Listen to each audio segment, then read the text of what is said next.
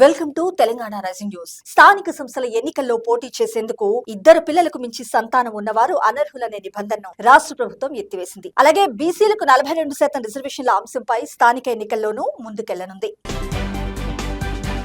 ఈ నెల 19వ తేదీన ఎన్టీఆర్ స్టేడియంలో నిర్వహించనున్న సదర్ సమ్మేళనానికి రావాలని సీఎం రేవంత్ రెడ్డి గారికి సెక్రటేరియట్ లో గురువారం శ్రీకృష్ణ సదర్ సమ్మేళన్ ఉత్సవ్ కమిటీ సభ్యులు ఆహ్వానం పలికారు. ఈ కార్యక్రమంలో మంత్రి పొన్నం ప్రభాకర్ గారు, ఎంపీ అనిల్ కుమార్ యాదవ్ గారు ఉన్నారు.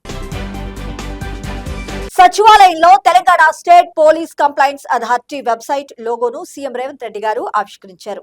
ఈ కార్యక్రమంలో మంత్రి కోమటిరెడ్డి వెంకటరెడ్డి గారు, సిఎస్ రామకృష్ణారావు గారు, డీజీపీ శివధర్ రెడ్డి, మిగిలిన ఉన్నతాధికారులు ఉన్నారు.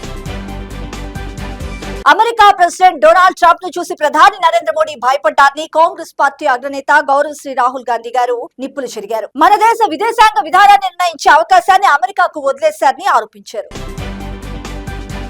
జూబ్లీహిల్స్ ఉప ఎన్నికల్లో కాంగ్రెస్ పార్టీ జెండా ఎగరాలని ఆ పార్టీ రాష్ట్ర వ్యవహారాల ఇన్ఛార్జ్ మీనాక్షి నటరాజన్ గారు పిలుపునిచ్చారు. రాహుల్ గాంధీ గారిని ప్రధాని చేసే సంకల్పాన్ని ప్రజలు ఇక్కడి నుంచే తీసుకోవాలని ఆమె కోరారు. బీహార్ లో కూడా కాంగ్రెస్ పార్టీని అధికారంలోకి రాబోతుందని తేల్చి చెప్పారు.